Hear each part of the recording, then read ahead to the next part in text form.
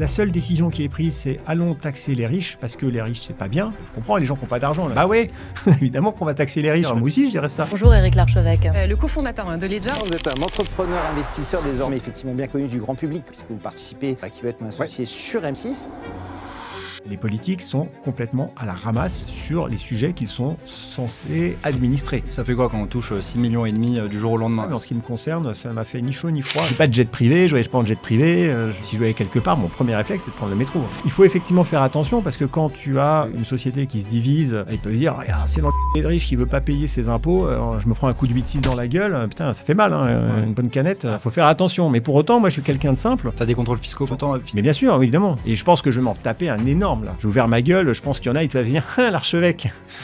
Tu vas voir, tu veux transformer Bercy en salle des fêtes, tu vas voir, on va te retrouver. C'est le domaine de l'archevêque qu'on va transformer en salle des fêtes. Il faut effectivement se séparer d'un certain nombre de fonctionnaires, donc ça va être difficile et horrible, parce que des gens vont perdre leur travail, ce qui va falloir faire des réformes difficiles, la retraite, on n'a plus les moyens, enfin, bien sûr que ce sont des réformes terribles. Si la taxe Zuckman passe, est-ce que tu quittes la France? Oui.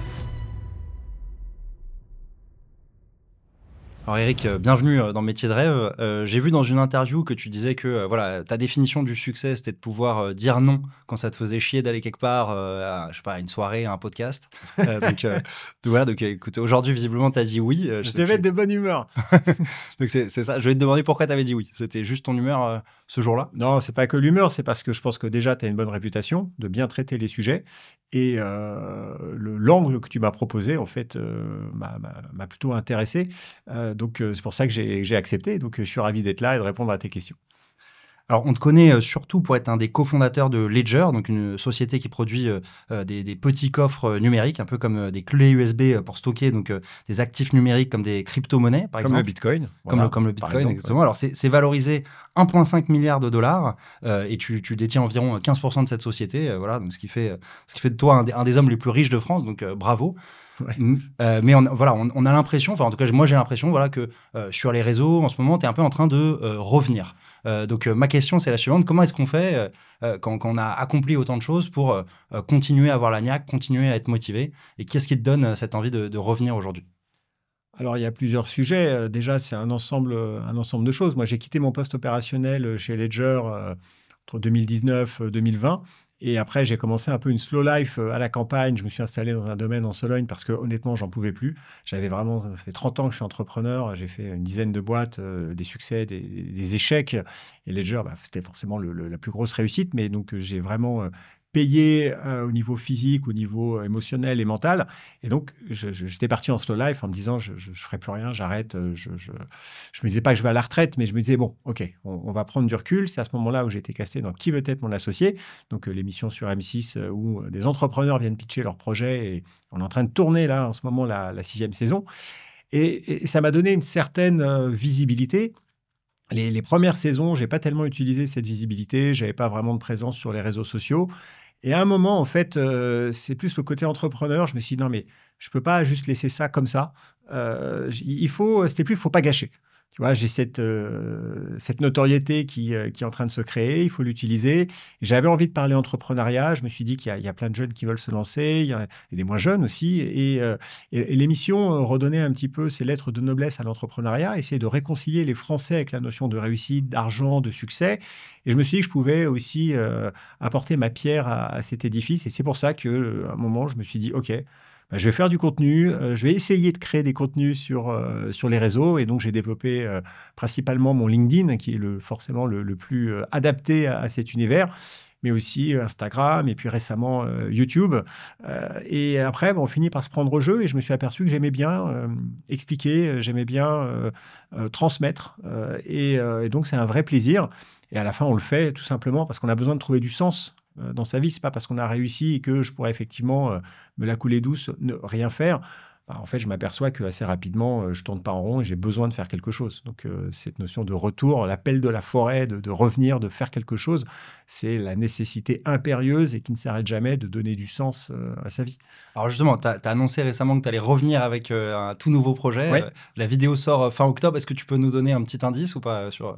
Alors aujourd'hui, je ne peux pas en parler. Tout ce que je peux dire, c'est que c'est vraiment un projet qui est important pour moi, dans lequel je vais refaire un peu de tapis, si je puis dire, pour utiliser une image de poker. Et donc, oui, je repars dans l'entrepreneuriat. Je m'étais juré de plus jamais vraiment y revenir après Ledger parce que j'avais vraiment trop souffert. Mais l'humain est bien fait, on oublie. Et au même titre que je pense les femmes qui ont des accouchements difficiles font d'autres enfants parce qu'elles oublient et elles recommencent, eh bien, je pense que les personnes qui ont peut-être eu des expériences difficiles dans l'entrepreneuriat et qui disent « Ah, plus jamais », bon, bah, finalement, avec le temps, on oublie. Et l'appel de la forêt est irrésistible. Et donc, ouais, je me relance dans ce qui sera sûrement le plus gros projet de ma vie. D'accord. Donc, on sait pas ce que c'est, mais on sait que tu vas y aller all-in. Exactement. Et je pense que quand la vidéo sera diffusée, j'aurai déjà annoncé en fait la keynote de présentation. Je vais faire un grand événement de présentation pour expliquer et annoncer la nature de ce projet. Ce sera où? Ce sera à Paris et ce sera avant la fin de l'année. OK. Alors, je reprends au début, du coup, pour ceux qui ne te connaissent pas. Donc, tu es né en 1973, le 30 septembre. Donc, Ouais, tu viens de fêter tes 52 ans, là, c'est ça? Exactement. OK. Tu as fait une petite fête en Sologne, du coup? Non, oui, enfin, bien sûr, avec ma famille, ma femme, mes enfants, mais je ne suis pas un gros fêtard. J'avais fêté mes 50 ans. OK. Voilà, là, j'avais fait une grande fête avec plein d'amis dans mon domaine. Mais sinon, je pense que tous les 5 ans, c'est bien. Tu nais donc, ton père a une usine de porcelaine, ta mère Ouais. bosse à l'opéra. À l'Opéra de Paris, oui, et danseuse.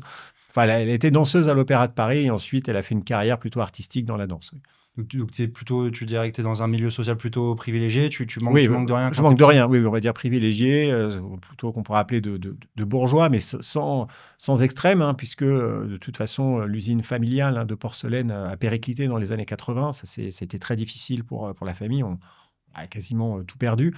Donc, on ne s'est pas non plus retrouvé à la rue, il ne faut rien exagérer. Mais voilà, j'ai jamais manqué de rien, mais on n'était pas non plus dans le succès et la réussite, hein, puisque la porcelaine, c'est un métier difficile et ça a vraiment, je pense, traumatisé mon père. Mais donc, du coup, toi, déjà jeune, tu connaissais déjà ces hauts et ces bas d'entrepreneur? Alors, je les voyais de loin parce que j'étais encore jeune. J'avais une dizaine d'années quand l'entreprise s'est cassée la figure, qu'on a dû arrêter, que l'usine a été rasée, que voilà, la famille s'est dit, bon, parce que c'est une usine qui a été fondée par mon arrière-grand-père, hein, il y a longtemps. Donc, c'était quand même compliqué de voir cette usine, de voir toutes les personnes, des centaines de personnes qui travaillaient dans cette usine, en plus à Vierzon, hein, dans un endroit quand même qui était en pleine désindustrialisation, continuer cette désindustrialisation.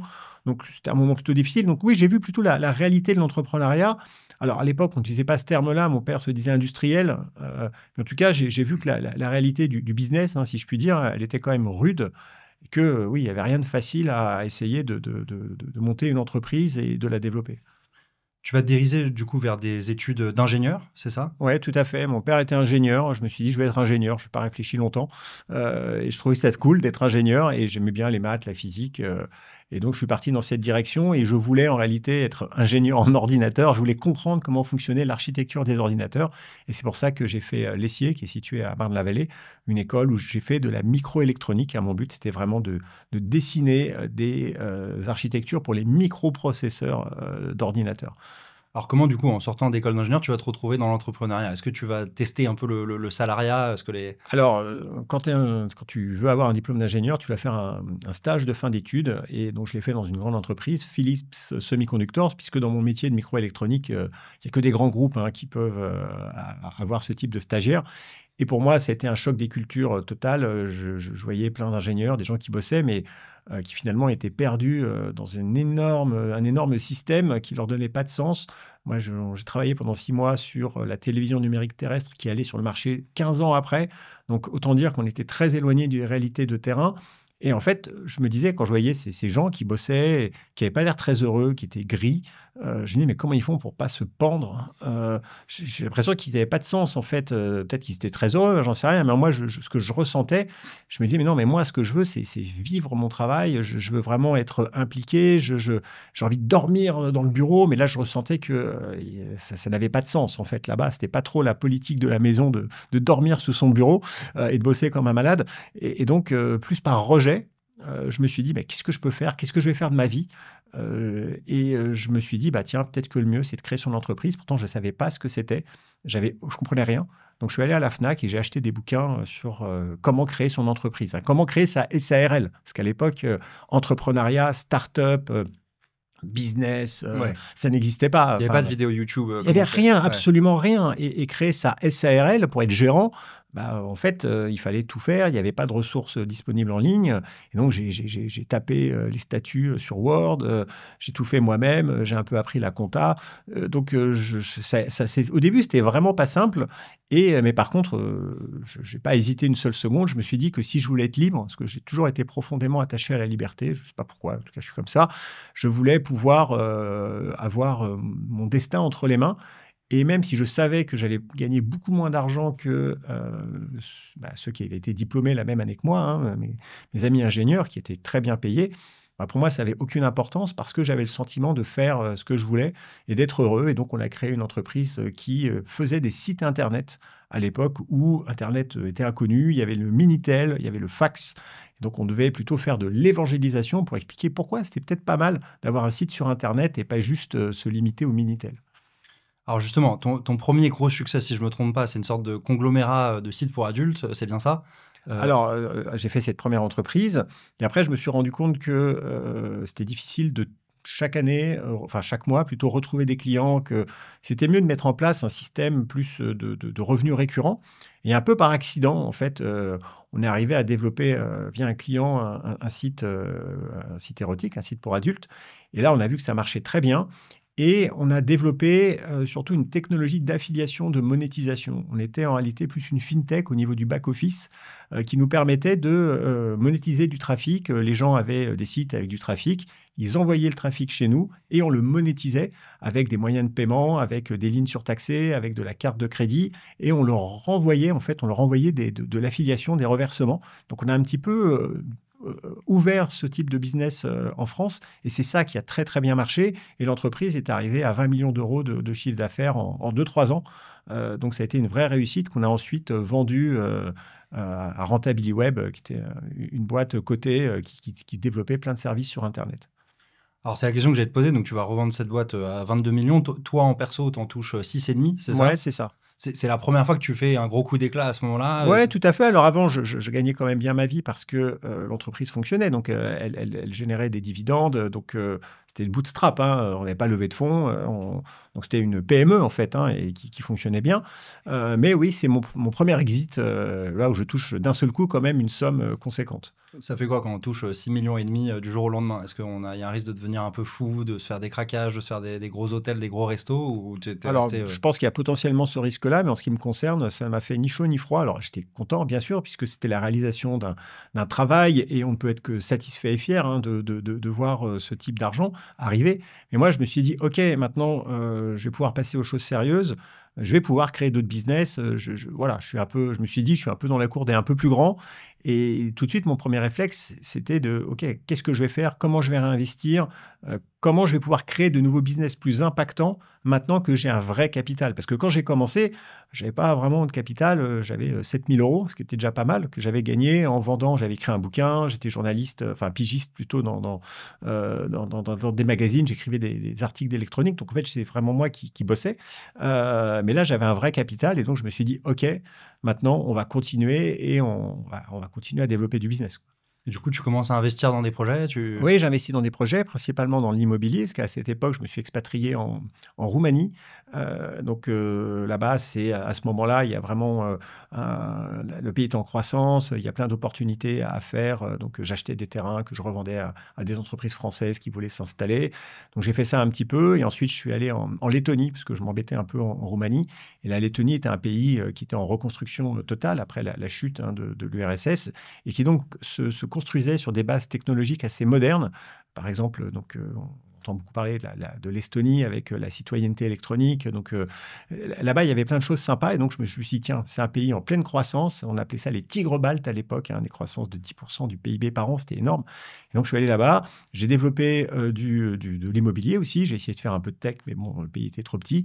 Et je me suis retrouvé au final à développer un hôtel, le Dodo Hotel, un hôtel d'une centaine de chambres, qui était un projet sur lequel j'ai passé un petit peu de temps là-bas. Les amis, je prends quelques secondes pour vous parler de l'événement que j'ai monté avec 2 associés, la Paris Creator Week. Alors la Paris Creator Week, c'est le grand rendez-vous de la Creator Economy en France. Ça se passe le 9 et 10 décembre à Station F. Et si tu bosses de près ou de loin avec des créateurs de contenu, c'est vraiment l'événement incontournable en France. Que tu sois créateur de contenu, monteur, graphiste, directeur marketing, responsable influence ou que tu bosses en agence, c'est là que tout le milieu se retrouve pendant une semaine. La Paris Creator Week, c'est une semaine d'événements B2B, donc c'est un salon réservé aux professionnels avec plein de cadres de networking différents. Donc des petits déjeuners, des soirées, des dîners, mais aussi un salon classique avec des stands et des conférences toute la journée qui s'enchaînent sur les thématiques clés de la création de contenu. C'est certainement là que tu trouveras tes prochains partenaires et peut-être même que tu vas pouvoir signer tes futurs contrats. Alors pour te donner une idée, certains participants de l'année dernière ont réussi à faire un ROI supérieur à 10. Les billets sont disponibles sur notre site internet, je vous le mets en commentaire, donc www.pariscreatorweek.com. Vous pouvez aussi retrouver sur notre site toutes les infos, notamment sur les speakers qui seront présents. Et pour vous remercier, en ce moment vous pouvez bénéficier d'un tarif Early Bird qui expire lundi soir dans quelques jours, donc ne tardez pas trop si vous êtes intéressé. Et en plus de ça, je vous propose un code promo Jocaris qui vous donne moins 15% supplémentaire sur les billets. Voilà, merci de m'avoir écouté, j'espère que ça vous sera utile pour ceux qui s'intéressent à la création de contenu. Et on reprend tout de suite l'épisode Métier de rêve. Alors je passe un peu sur quelques étapes, mais il y a aussi un truc qui m'a pas mal intéressé dans ton parcours, on a parlé juste avant l'interview, c'est que tu as été à un moment joueur de poker pro, c'est ça? Oui, c'est en fait au moment où je construisais le Dodo Hotel, je me disais, regardez la peinture séchée, franchement, ça allait pas aussi vite que la tech, les trucs, je m'ennuyais. Et à Riga, il y a beaucoup de casinos et je suis allé dans les casinos et un jour, je me suis assis à une table de poker. Je connaissais pas les règles. J'ai commencé à jouer, je faisais n'importe quoi, je comprenais rien en fait, hein. Et j'ai remporté le tournoi. Ok. Et là, je me suis dit, waouh, franchement, je suis un génie. Et je me suis dit, bah tiens, je vais continuer. Et après, j'ai compris qu'en fait, j'étais vraiment un gros naze qui avait rien compris, mais je me suis pris au jeu parce que j'ai trouvé que le poker était très intéressant. Il y a beaucoup d'éléments, il y a à la fois des mathématiques, de la probabilité, de la psychologie, de la manipulation mentale. Et je me suis dit, waouh, c'est une sorte de jeu de la vie absolument incroyable. Et je me suis passionné pour ce jeu. J'ai lu des dizaines et des dizaines de livres. Et j'ai commencé un petit peu à travailler mon jeu et assez rapidement, j'ai progressé et je me suis retrouvé de fil en aiguille à faire des tournois internationaux, les championnats d'Europe, championnats du monde. J'ai eu quelques petits résultats. J'étais 3e joueur français de tournoi à un moment et j'ai fait ça pendant 2 ans. Alors, c'est ce que j'allais te demander, parce que moi j'ai beaucoup joué aux jeux vidéo et à un niveau semi-pro, et je pense que c'est très similaire. Tu vois, tout ce que tu as décrit, la manipulation mentale, le bluff, tu vois, il y a peut-être les mécaniques en plus, mais ce qui m'a choqué, c'est à quel point c'était aliénant. Tu vois, c'est-à-dire, pour atteindre un niveau semi-pro, j'ai dû m'entraîner 12 heures par jour, 6 jours sur 7, avec un coach et tout ça. Bien sûr. C'était OK, d'accord. Ah, c'était ça, c'était une obsession. C'est-à-dire, une obsession qui pour moi était saine, hein. Je n'étais pas dans l'univers du jeu d'argent. C'était très différent, c'était de la compétition. Donc, je pense que c'était une obsession de compétiteur. Mais oui, je m'entraînais tout le temps. Et mon objectif était vraiment de devenir le numéro 1. Alors, je n'ai pas réussi, mais j'étais là, j'étais pas là pour faire de la figuration. Et c'était une implication extrême de ma part. Ouais. D'accord. Donc ça c'est un moment de ta vie où tu es célibataire, où peut-être tu mets de côté un peu tes autres business, et t'es vraiment... Oui, c'est ça. Parce que de toute façon, j'ai réussi l'hôtel, mais bon, ça prenait pas un temps de dingue. Mais le reste du temps, j'étais focalisé sur mon jeu. Donc, je me suis quand même marié à cette époque, commencé à avoir des enfants. Donc, OK. j'ai pu avoir une vie pro, hein, une vie perso en plus. Hein, je n'étais pas non plus enfermé dans ma chambre à voir personne. Mais j'étais quand même extrêmement appliqué sur le jeu de poker. Je jouais tous les jours des tournois. Moi, je faisais du tournoi physique. C'était ma particularité. Je jouais un peu en ligne, évidemment, mais moi, c'était le tournoi physique parce que j'aimais bien avoir la personne en face et aussi utiliser tous les ressorts à disposition pour essayer de tirer mon épingle du jeu. Okay. Tournoi physique, on peut retrouver des photos de toi. T'arrives en lunettes de soleil et tout ça pour pas qu'on voit tes... Ouais, alors pas réactions tellement. Moi, non. j'étais pas trop lunettes de soleil. Okay. J'étais plutôt comme ça, cool, normal. normal. J'étais pas à m'habiller, à mettre des hoodies, des choses comme ça. Non, mais oui, il y a des photos, des vidéos de cette carrière. Et ça a duré 2 ans parce qu'après, je me suis dit, j'avais des enfants justement et je me disais, je peux pas dire à mes enfants, papa, il joue aux cartes, quoi. C'est pas possible. Je voulais redonner du sens à ce que je faisais, parce que c'est difficile de trouver du sens dans le poker quand même. Hein. C'est un jeu de cartes. On se dit, à quoi je sers mon utilité à la société, elle est toute relative. En tout cas, j'étais un peu en crise là-dessus de quête de sens. Et donc, je me suis dit, j'arrête. Et donc, j'ai arrêté le poker du jour au lendemain. J'ai mis un terme à ma carrière. Je suis rentré en France. Et c'est là où j'ai lancé la prochaine start-up. Je dis, OK, on retourne à l'entrepreneuriat, c'est parti, on construit quelque chose. Alors, à quel moment, du coup, dans ta vie, tu vas croiser le chemin du Bitcoin? Qu'est-ce qui va se passer? Alors, je rentre en France, je lance une entreprise, une start-up qui s'appelle Prixing, c'est un comparateur de prix, je lève des fonds, on le développe, on est une dizaine, je fais 1,5 million d'euros de chiffre d'affaires. Mais au bout de 2 ans et demi, 3 ans, je me dis, voilà, je vais pas arriver à faire une boîte à 1 milliard. Je me dis, OK, mon modèle, OK, c'est pas trop mal, il y a du résultat, mais ça va pas scaler, c'est-à-dire qu'il y aura la croissance est quand même limitée, c'est compliqué, l'internationalisation. Et donc, je me suis dit, j'arrête. J'arrête, je mets la boîte à la poubelle, je peux mieux faire. Donc, je décide d'arrêter. Finalement, je réussis quand même à vendre les actifs à 1 million. Et je me retrouve avec, en fait, une levée de fonds, mais pas de projet. Et c'est à ce moment-là, parce que j'étais en recherche d'un nouveau projet, que je lisais absolument tout ce que je pouvais sur la tech, que je croise la route du Bitcoin un peu par hasard. Je m'y accroche, je me dis, mais attends, c'est quoi cette connerie là? L'argent magique de l'Internet, attends, j'y crois pas. Comment ça peut fonctionner? Et je commence à m'y intéresser. Et C'est quelle année, tu te rappelles à peu près? 2013. 2013. Ouais, Ok. c'était 2013. Et là, à force de lire, j'ai passé quand même quelques semaines sur le sujet. Il n'y avait pas beaucoup de ressources à l'époque. À un moment, je comprends. Il y a tout qui s'aligne dans ma tête. Je comprends que c'est une révolution à la fois technologique et monétaire. Et moi, j'avais été quelqu'un qui avait toujours été un peu sur les marges côté économique. J'achetais de l'or, je me méfiais des dettes. Je me disais, non, la monnaie fiat, c'est-à-dire la monnaie que tu peux imprimer à l'infini, je me dis, mais comment ça peut fonctionner? J'étais plus en fait proche de l'économie, de l'école économique autrichienne que keynésienne. Enfin bref, le Bitcoin cochait ses cases, ça m'a parlé. Et franchement, c'était un peu la révélation. Je me suis dit, OK, j'ai compris ce qu'est le Bitcoin, j'ai compris ce que ça apporte. Il faut que je consacre le reste de ma vie au Bitcoin. Et c'est ce que j'ai fait. J'ai ouvert la maison du Bitcoin dans la foulée à Paris en 2014. Ça a créé plein d'opportunités. C'était quoi la maison du Bitcoin du La coup maison du Bitcoin, c'était un lieu physique que j'ai appelé la maison du Bitcoin, un nom bien désuet, j'ai fait exprès, pour rassurer les gens, parce qu'à l'époque, tout le monde était hyper flippé du Bitcoin. Et moi, les gens me disaient, mais attends, Eric, t'es un malade, c'est quoi ce truc de Ponzi, de criminel, de blanchiment d'argent, enfin, qu'est-ce qui t'arrive? Tu vois, tu vas dans le grand banditisme. Enfin bon, les gens Ouais. étaient quand même loin. Et en me disant, je vais faire la maison du Bitcoin, c'était dans le 2e arrondissement, une belle vitrine, un truc sympa. Ça va un petit peu calmer le jeu et montrer que c'est une vraie technologie. Mais j'avais pas de business model, hein. C'était des rassemblements de gens qui Ouais, s'intéressaient c'est à ce ça. qui se passait. Je me quoi. suis dit, en fait, il faut créer des opportunités. On verra bien. Le business model, le business plan, c'était on verra bien. J'espère qu'il va se passer quelque chose. Et il s'est passé quelque chose puisque ça a généré des opportunités. J'ai croisé la route de mes futurs associés de Ledger. Et on s'est bien entendu, on partageait la même vision que le Bitcoin, les cryptoactifs ne pourraient se développer qu'avec des solutions de sécurité. On a décidé de s'associer, on a créé Ledger ensemble, on était 8 et on a lancé vraiment Ledger en septembre 2014. Donc tout ça est allé assez rapide, assez vite. 8 au début et aujourd'hui, il reste combien de personnes dans les cofondateurs? Aucun. Ah ouais. Ah Ok. oui. Bah, en fait, une entreprise, ça a une vie et il se passe des choses. Et en tout cas, en opérationnel, hein, je veux dire, mais voilà, l'histoire de Ledger est assez épique, hein. Il y a eu des hauts, il y a eu des bas, il y a eu plein de choses qui se sont passées. Mais toujours est-il, effectivement, qu'aujourd'hui, une sorte de page a été tournée. Les cofondateurs historiques sont toujours actionnaires, mais ne sont plus opérationnels. Alors justement, tu parles des hauts et des bas de Ledger. Il y a un moment qui est assez impressionnant, si je dis pas de bêtises. Début 2018, vous allez lever 70 millions. Mhm. Quelques mois après, Tout c'est s'écroule. un marché bear pour les cryptos, donc ça s'écroule. Donc bon, les ventes de coffre-fort de Ledger aussi S'écroule. s'écroulent également. Et donc, tu dois, ton board, si j'ai bien compris, te contraint voilà, à quitter tes responsabilités de président de Ledger, voilà, pour laisser quelqu'un d'autre à ta place. Genre, j'ai plus le... Pascal Gauthier, Pascal qui était, Gauthier. qui était directeur général, donc qui n'était pas un nouveau, hein, et qui connaissait bien la boîte. Donc oui, ça a été un peu une crise de leadership. L'entreprise a eu des hauts, a eu des bas. Les ventes étaient en berne, le marché était en repli. Il a fallu prendre des décisions difficiles et le board nous a contraints effectivement à devoir commencer par le haut. On avait un peu une organisation bicéphale. Et Pascal était un bon candidat pour reprendre la direction de Ledger.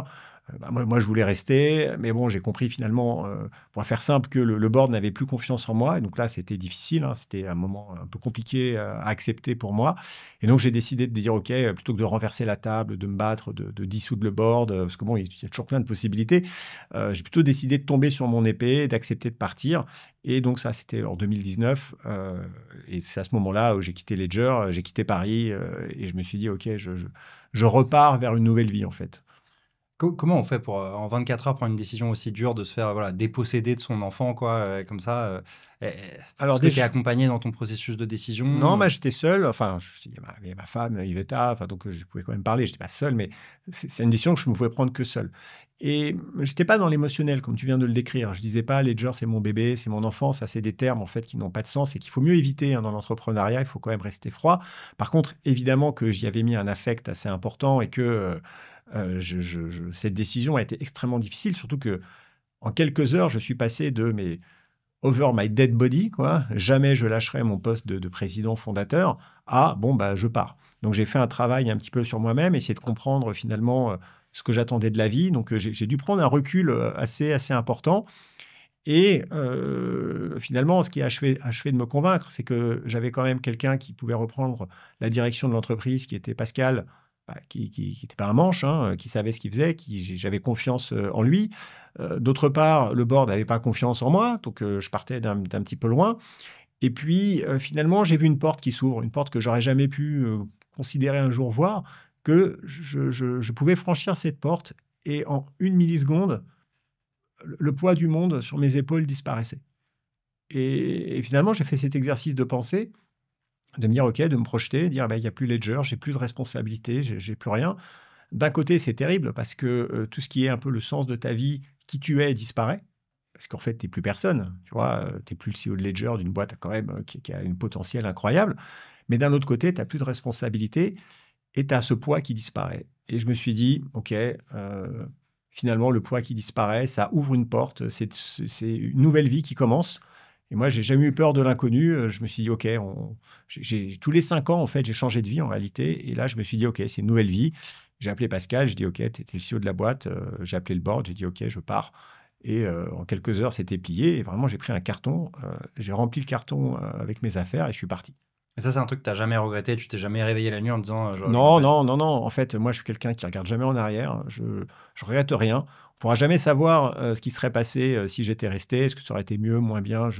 En tout cas, ce qui est sûr, c'est que l'entreprise s'est bien développée, que, bah, Pascal a fait du bon travail, que, aujourd'hui, l'entreprise vaut plus d'un milliard, qu'elle elle se développe et qu'elle est amenée, en tout cas, je l'espère, parce que c'est jamais gagné, à continuer de se développer et à devenir vraiment une marque technologique de premier plan au niveau mondial.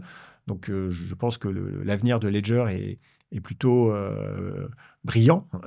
Et en tout cas, ce qui est certain, c'est qu'on pourra jamais m'enlever ma qualité de cofondateur de Ledger. Donc, c'est une fierté que je garderai avec moi, quoi qu'il arrive.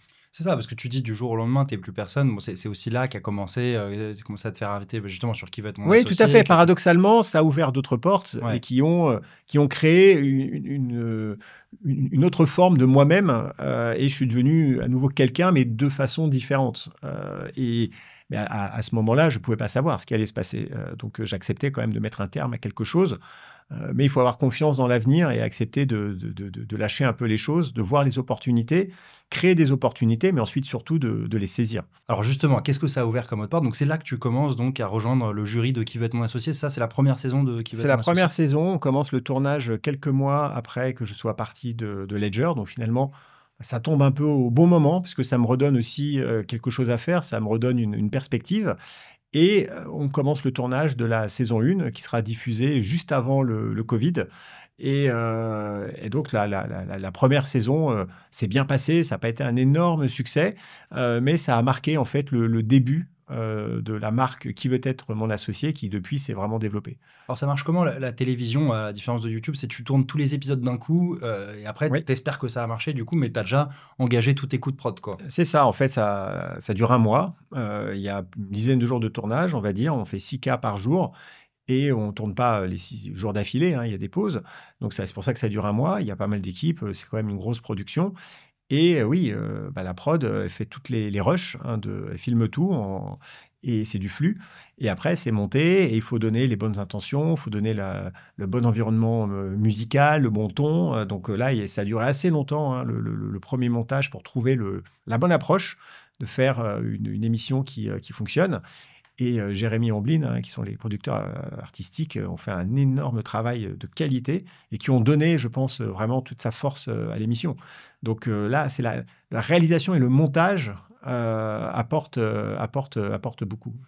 Et alors, c'est sympa, du coup, tu te prends au jeu, tu vois des projets d'entrepreneurs, Ah oui, tu te prends au jeu forcément parce que c'est un format qui est très, très intéressant, qui est agréable. Nous, on est assis, ça va, c'est pas trop compliqué. Et on voit passer toute la journée des entrepreneurs qui viennent pitcher leurs projets. Et on essaye surtout de leur apporter de la valeur, de faire un retour constructif, de leur expliquer pourquoi on ne va pas les accompagner, parce qu'on doit quand même dire plus souvent non que oui, hein, évidemment. Ça, c'est jamais facile. Il faut articuler sa décision, l'expliquer, trouver les bons mots et faire en sorte que la personne sorte entre guillemets, enfin, grandit avec des conseils qui va lui être utiles plutôt que de sortir en disant j'ai raté. Et donc, c'est un exercice qui est très agréable et qui m'a vraiment, moi, conforté dans l'idée que accompagner des entrepreneurs, transmettre un peu de l'expérience, expliquer les choses, était quelque chose que j'aimais. Euh, et, euh, et donc, ça m'a amené pendant les années qui ont suivi à entreprendre par procuration, à accompagner des entrepreneurs. J'ai fait des dizaines et des dizaines d'investissements et de les aider à se développer et à accélérer leur business. Alors justement, c'était ma question, c'est concrètement, voilà, qui veut être mon associé, qu'est-ce que ça va t'apporter au-delà de ça, la notoriété? Est-ce que toi, ça va te permettre de générer des business Alors oui, évidemment que qui veut être mon associé m'a apporté de la notoriété. J'étais complètement inconnu du grand public avant d'arriver dans l'émission. Et c'est une notoriété qui, couplée à la légitimité que j'ai par rapport à mon parcours d'entrepreneur et à la réussite de Ledger, oui, qui va me permettre de me créer une marque personnelle par la suite, quand j'ai décidé un petit peu de m'y mettre, qui est une marque de qualité. Et évidemment que tout ceci m'a permis ensuite de développer des business, notamment autour de l'entrepreneuriat et de l'investissement. Donc, cette notoriété, elle est évidemment une grande valeur. Et c'est vraiment la conjonction des deux, parce que la notoriété sans légitimité, c'est difficile de construire quelque chose sur le long terme. Et la légitimité sans notoriété, eh bien, ça va être difficile de pouvoir amener du monde sur des business. Donc, quand tu as les deux, eh bien, ça prend une valeur qui est réelle. Et ensuite, il faut bien l'utiliser et surtout la conserver et faire très attention parce que ça peut aller très vite. Tu peux perdre tout ça rapidement. Il suffit à un moment de faire une erreur, une connerie, et les gens ne te pardonnent pas. Donc, c'est un actif auquel il faut faire très attention. Tu fais très attention à ton capital réputation, quoi. Oui, oui, tout à fait. Alors bon, je le fais de toute façon de manière générale, c'est-à-dire que même avant j'essaie d'être intègre et honnête dans mon approche. Mais oui, j'essaie de faire attention. Alors après, ce qui ne veut pas dire que je m'empêche de dire certaines choses ou que je me dis que je ne prendrai pas la parole, hein. C'est ce que j'ai pu faire récemment. J'ai pris des prises de position publiques, Tax Zuckman, etc., où j'avais plus à perdre qu'autre chose. Mais il y a aussi un moment, quand j'ai des choses à dire, bon, je vais y aller. Je n'ai pas de calcul politique en me disant attention, mon image. Par contre, oui, je vais essayer de faire attention et pas de me retrouver associé avec des pieds nickelés pour faire la promotion d'une formation pourrie à 997 €, quoi. Voilà. Alors, je te pose une question très intéressée, je t'expliquerai juste après pourquoi, mais comment ça marche un peu dans Qui veut être mon associé? Comment est-ce que vous investissez dans les boîtes? Est-ce que c'est comme un business angel classique, donc sans aucune liquidité préférentielle? Voilà, juste pour expliquer, pour ceux qui ne savent pas, mais les liquidités préférentielles, tu m'arrêtes si je dis des bêtises, mais permettent aux fonds d'investissement, en gros, de récupérer leur argent avant les investisseurs particuliers, ce qui est un problème parce que donc, les investisseurs particuliers, les business angels qui investissent avant tout le monde, qui prennent des risques, voilà, ce sont les derniers à récupérer leur argent et parfois récupèrent dans des multiples bien moins importants. Donc, comment ça se passe, vous, les investissements sur Qui veut être mon associé? Alors, une fois qu'on a fait le deal en plateau, on va lancer les due diligence, hein, c'est-à-dire qu'on va faire l'audit de l'entreprise pour quand même vérifier que tout ce qui a été dit est réel. Il faut savoir que quand on arrive sur le plateau, on ne sait rien de l'entreprise, hein, donc on n'a rien vu avant, donc on va prendre notre décision vraiment en temps réel. Un cas, ça va durer 1 heure hein, à peu près en moyenne. Et ensuite, on va évidemment négocier les termes de l'investissement parce que le montant et le pourcentage, c'est une chose, mais après, il y a ce qu'on appelle le pacte d'actionnaires. Et en général, non, il ne va pas y avoir d'actions préférentielles, il ne va pas y avoir ce genre de choses parce que surtout au tout début de l'entreprise, ça n'a pas de sens. Ça, c'est des choses qui peuvent arriver ça peut potentiellement arriver. Si on va mettre des montants très importants dans une entreprise qui a une première forme de maturité, oui, évidemment, ça se discute comme un fonds. Mais la plupart des investissements se font ce qu'on appelle en early stage, quand l'entreprise est au début. Et là, tout ce que je vais demander, moi, dans mes pactes d'actionnaires, c'est plutôt des clauses de loyauté, d'exclusivité, pour être sûr que le fondateur ou les fondateurs vont être à fond derrière l'entreprise et pas faire autre chose. Donc, les pactes sont assez simples et on ne va surtout pas aller mettre des clauses qui, par la suite, pourraient poser des problèmes pour un tour à suivre. Pour toi, le but ultime d'un entrepreneur, c'est pas uniquement de gagner de l'argent, tu dirais que c'est quoi? Bah non, c'est pas de gagner de l'argent. Le but, en fait, c'est de répondre à son moteur intérieur. Moi, si j'entreprends, c'est pas parce que je me dis je vais devenir encore plus riche. Alors évidemment que gagner de l'argent, c'est le résultat de tout le travail. Donc évidemment que c'est une importance et je vais pas dire que l'argent c'est mal, que ça sert à rien, non pas du tout. Mais c'est certainement pas le premier moteur. Un entrepreneur n'entreprend pas pour devenir riche. Alors évidemment qu'il veut réussir, qu'il veut sortir de sa situation et l'entrepreneuriat, c'est sûrement des rares ascenseurs social qui permet vraiment de passer de zéro aux plus hautes sphères qui existent, mais il faut qu'il y ait un moteur interne, il faut qu'il y ait un moteur de sens, il faut qu'il y ait une envie de construire, une envie de participer à la société. Et moi, c'est ça, ce moteur qui est là. J'ai envie de créer, de donner du sens à ma vie. Et si ça se traduit par une richesse financière supplémentaire, bah oui, tant mieux, bien sûr, parce que je me dirais que ça va me donner du combustible pour faire quelque chose d'encore plus gros. C'est-à-dire que l'argent que j'ai, même si aujourd'hui il est quand même principalement non liquide sous forme d'action de ledger, en fait, ça me donne la possibilité de tenter des choses encore plus importantes. Et en fait, ça ne s'arrête jamais. Et ce n'est pas parce qu'on se dit qu'on veut être Crésus, la personne la plus riche du monde. Non, c'est parce qu'en fait, on a des rêves qui sont de plus en plus grands et on a envie de viser les étoiles. Et cette envie de viser les étoiles, elle est essentielle pour toute personne qui veut se développer à titre personnel. Il y en a certains comme moi, ça va être l'entrepreneuriat, de construire des business, des empires, des choses comme ça. Il y en a d'autres qui veulent devenir les meilleurs dans leur sport, les meilleurs dans leur art. Et on ne peut pas leur mettre de limites. C'est pour ça qu'il ne faut pas mettre de limites à un entrepreneur. Parce que si tu mets des limites à un entrepreneur, tu mets des limites au rêve. Dans ce cas, autant rester chez toi assis à rien faire. Cette envie de viser les étoiles, cette envie d'avoir des rêves énormes, est-ce que pour toi, elle traduit une certaine forme d'ego ou c'est juste de l'ambition et les gens ont du mal à faire la différence entre les deux? Tu vois, j'imagine que tu as certainement dû entendre, voilà, pour qui tu te prends à vouloir monter une licorne, quoi. Oui, alors bien sûr qu'il faut. Alors, pour être un entrepreneur, il faut avoir un ego important. Si tu n'as pas d'ego, si tu n'as pas ce moteur et que tu dis que tu veux réussir et qui va te porter malgré toute l'adversité, malgré toutes les personnes qui vont essayer de te tirer vers le bas, si tu n'as pas cet ego-là, tu ne peux pas y arriver.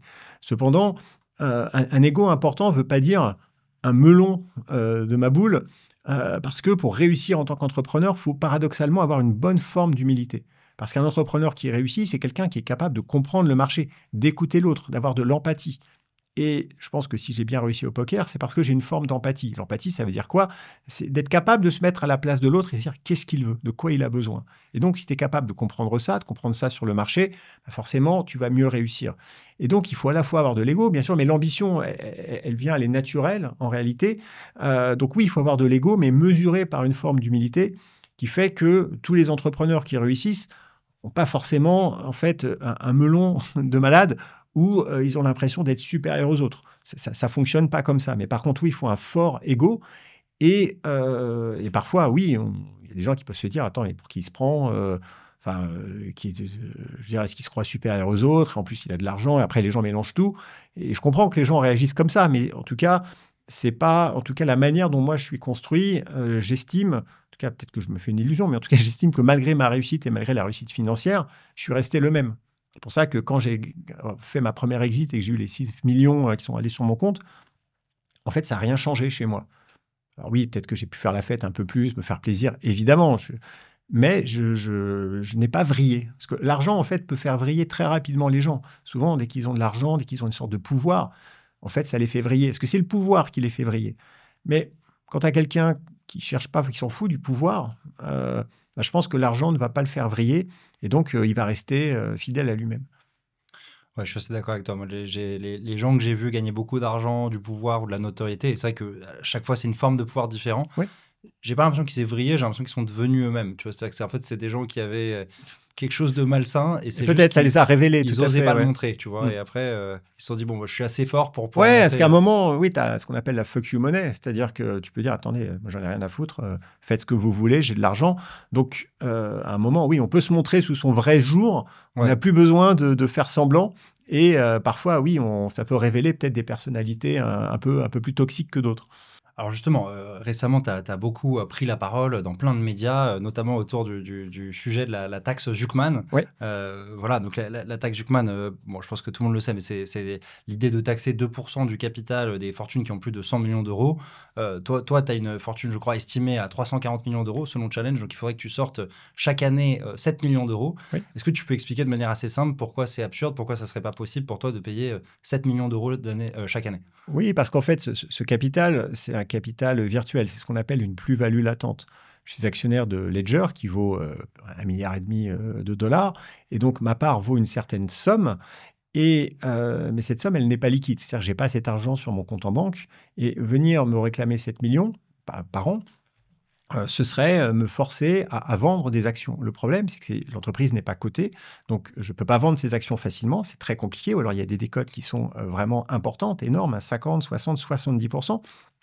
Surtout si en face, les acheteurs savent que je vends parce que je n'ai pas le choix, parce que je suis pendu. Et donc là, ça viendrait en fait me forcer à me séparer chaque année de peut-être 5, 6, 7% de mon entreprise, ce qui serait ridicule, et surtout pour payer un impôt sur quelque chose qui, moi, ne me rapporte rien. C'est-à-dire que je veux bien contribuer quand je gagne de l'argent, moi, je veux bien donner de l'argent à l'État, c'est le contrat social qui existe. Là, pour le coup, on vient me prendre de l'argent sur quelque chose qui ne me rapporte rien. Alors après, on dit, tu n'as qu'à donner les parts à l'État. Alors moi, c'est pas possible, on ne peut pas me prendre mes parts. Pour moi, c'est du collectivisme, c'est une atteinte fondamentale à ma propriété privée. Ça, je ne l'accepte pas moralement. Surtout, encore une fois, pourquoi je devrais donner des parts à l'État alors que ces parts-là ne me rapportent rien? Ou alors on me dit, t'as qu'à emprunter, c'est-à-dire que je mets les parts en fait en gage, faire ce qu'on appelle un lombard, et la banque me donne de l'argent en disant, de toute façon, ces parts valent quelque chose, et donc, tiens, je te donne de l'argent. Sauf que les banques qui font ça sur des parts d'entreprises d'un côté, il y en a très peu. Pour obtenir, par exemple, 1 million, il faut mettre 10 millions de parts en face. Et en plus, quand ils prêtent de l'argent, ils vont dire, qu'est-ce que vous allez faire de cet argent? Si je leur dis, c'est pour payer de l'impôt, ils ne vont pas être très contents. Parce qu'ils vont dire, ah non, je préfère que tu les mettes dans mon assurance vie, par exemple, pour avoir quand même un petit peu de sécurité. Et puis enfin, admettons que j'arrive à le faire. Admettons que je m'endette, que vraiment j'arrive à tout faire pour payer des fortunes chaque année. Ledger meurt, parce que ça peut arriver, ça peut se casser la figure. Et là, je me retrouve ruiné, parce que non seulement il faut que je rembourse cette dette, et donc j'aurai des millions et des dizaines de millions de dettes à l'État, ou en tout cas aux banques, pour avoir payé un impôt qui, au final, j'aurais jamais gagné un centime. Donc, on voit bien la limite de l'exercice, qui est de vouloir taxer les plus-values latentes. Le problème initial, ça vient de quoi? En fait, il y a deux problèmes à la base. Le premier, c'est que, OK, il y a des inégalités. Effectivement, le travail est plus taxé que le capital. Et c'est tout le sujet, parce que ceux qui ont beaucoup d'argent, en fait, ils ne sont pas taxés sur le travail, ils sont taxés sur le capital, les plus-values, ce genre de choses. Et donc, pourquoi est-ce que le travail est taxé plus que le capital? Parce que le travail, c'est difficile, on ne peut pas le délocaliser. Le capital, il se barre. Et à un moment, il faut être pragmatique. Si on taxe trop le capital va partir. Et donc ça, c'est le premier élément de discorde. Et le deuxième élément, c'est que le pays va mal et qu'on se dit qu'il faut aller chercher de l'argent. Mais le vrai sujet, c'est qu'il faut baisser les dépenses de l'État. On vit au-dessus de nos moyens. L'État-providence, aujourd'hui, on n'a plus la possibilité de le continuer. Je pense qu'il faut aussi avoir le courage de s'en apercevoir. Et plutôt que d'avoir un débat sur la taxe Zuckman, on ferait mieux d'avoir un débat sur le budget et les économies qui vont pouvoir être faites. Parce que si au final, la seule décision qui est prise, c'est allons taxer les riches parce que les riches, c'est pas bien. Et donc ça, c'est du populisme. Je comprends, les gens qui n'ont pas d'argent, on leur dit qu'on taxe les riches. Bah ouais, évidemment qu'on va taxer les riches. Je veux dire, moi aussi, je dirais ça. Donc, mais c'est un peu une approche limitée. Parce qu'au final, ce qui va se passer, c'est que si on taxe trop les personnes qui créent de la valeur, elles vont partir. Et ça, il faut le savoir, on peut voter avec ses pieds. Le capital, il est mobile. Aujourd'hui, on est dans un environnement extrêmement mobile. Et ça, il faut le prendre en compte. Et ça m'avait amené à prononcer une phrase qui a fait couler beaucoup d'encre, et on a beaucoup voulu. C'est ce que j'avais dit. J'avais dit, si on regarde aujourd'hui la situation d'un État qui veut taxer encore plus ceux qui créent de la valeur, les entrepreneurs, alors qu'on a déjà la taxe sur le travail qui est le plus élevé en Europe, et qu'en plus, on nous traite comme si on était des pestiférés. On nous dit, mais c'est vous les responsables de tous les maux de la France, vous êtes des accapareurs, vous volez l'argent. Donc, Vas-y, il y a quelqu'un qui est jeune, qui veut se lancer. Bah oui, on doit sérieusement se poser la question s'il doit le faire en France ou pas. Et que j'invite à se poser la question, effectivement, peut-être de le faire ailleurs. Alors après, on a dit, Eric, appelle les entrepreneurs à quitter la France. Alors, ce n'était pas du tout mon propos. Moi, je suis en France, j'investis en France, j'ai investi à Vierzon, j'ai un incubateur de start-up en France. Pour moi, c'est une fierté d'investir dans le local. J'ai été expatrié, je sais ce que c'est, je n'ai pas envie de partir. Et ce constat, c'est un échec. Et je trouve que, au moins, l'avantage d'avoir fait ce constat, c'est qu'il y a un débat. Alors après, on peut m'en vouloir d'avoir prononcé ces mots, mais je n'appelle pas les jeunes entrepreneurs français à quitter la France. J'appelle plutôt les politiques, les personnes qui sont en position de prendre des décisions, de faire ce constat, de dire non, attention, vous ne pouvez pas étouffer les entrepreneurs, vous ne pouvez pas les taxer à mort, c'est déjà très difficile. Si vous allez trop loin, les jeunes, ils vont partir. Et je conclurai là-dessus. Quand on augmente les taxes, les politiques disent « Ouais, mais vous voyez, les riches, ils partent pas finalement quand il y a eu les SF. Donc oui, on prend les 50, les 1000 familles les plus riches. » Mais en fait, elles s'en fichent, elles arrivent toujours à échapper à l'impôt parce que, effectivement, qu'il y a des techniques, des machins, des trucs qu'il faudrait probablement supprimer qui permettent de faire de l'optimisation fiscale. Mais ce qu'on ne voit pas, ce qu'on ne mesure pas dans les statistiques, ce sont les jeunes qui partent avant d'être riches, avant d'être millionnaires, enfin, entre guillemets, avant de créer de la valeur. Et cette valeur, ils vont tout le temps la créer, mais ils vont la créer ailleurs, dans d'autres pays. Et c'est ça qui est dramatique pour la France. Alors, je comprends, il y a plein de choses sur lesquelles j'ai envie un peu de creuser. Donc, effectivement, le pays aujourd'hui, il a 3 400 milliards de dettes. Il a, je crois, à peu près 6% du PIB en déficit et ça continue d'augmenter. Est-ce que tu penses vraiment que si jamais on avait des hommes politiques courageux et qui avaient un peu une vision long terme et pas juste d'être réélus, est-ce que vraiment ils peuvent réformer le pays aujourd'hui? Est-ce que c'est possible? Est-ce que dès que tu touches aux privilèges des uns ou des autres, tu as tout le monde dans la rue et on est dans un pays non réformable? Je pense que malheureusement, on est dans un pays non réformable. Il y a pourtant des choses qui pourraient être faites, c'est-à-dire qu'il faut effectivement couper les dépenses de l'État. Ça veut dire avoir une position assez radicale. Et je sais que ce n'est pas facile, mais il y a des mesures qui peuvent être prises. Il faut supprimer un certain nombre de ministères. Il faut effectivement se séparer d'un certain nombre de fonctionnaires. Donc ça va créer ça va être difficile et horrible parce que des gens vont perdre leur travail, ce qui va falloir faire des réformes difficiles. La retraite, on n'a plus les moyens. Enfin, bien sûr que ce sont des réformes terribles que l'on doit faire. Et en même temps, par exemple, au niveau fiscal, moi, je serais pour une sorte de flat tax, par exemple à 20%. Il faut que ça reste évidemment dans le giron de l'Europe. Donc, je crois que le minimum serait 25, 22 pour être légal. Mais on supprime ensuite toutes les niches fiscales, on arrête l'optimisation et donc tout le monde paye. Mais au moins, ça fait un appel d'air. Et de manière paradoxale, je pense que ça va augmenter les recettes fiscales. On va créer de l'attractivité. Les gens vont venir. Alors, est-ce que ça va augmenter les inégalités? Sûrement. Mais à un moment, il faut prendre des décisions. Parce que si on continue de se dire, on continue l'État comme ça, Providence, ne créons pas d'inégalités, continuons d'aider, mais à un moment, on va se précipiter dans le ravin. Et ça va être une catastrophe. Et la France, telle que l'on connaît, ce sera terminé. Et les gens ne seront pas là. En tout cas, ceux qui peuvent partir, partiront avant qu'on en arrive là. Et donc, on peut se voiler la face et se dire non, mais on ne peut pas se permettre d'arrêter les trucs parce que oui, ce sera difficile et j'en ai conscience. Mais si on ne le fait pas, en fait, bien, on va trébucher, on va tomber et là, on va vraiment souffrir. Et là, ce sera vraiment terrible parce que pour tout le monde, ce sera la catastrophe. Donc, mais malheureusement, comme des pays qui sont déjà passés par là, comme l'Argentine, parfois, la seule façon de reconstruire, c'est de toucher le fond, d'aller dans la ruine et ensuite de pouvoir repartir. Évidemment, ce n'est pas ce que je souhaite parce que ce serait terrible. Mais si on ne fait rien, c'est à ça qu'on va arriver.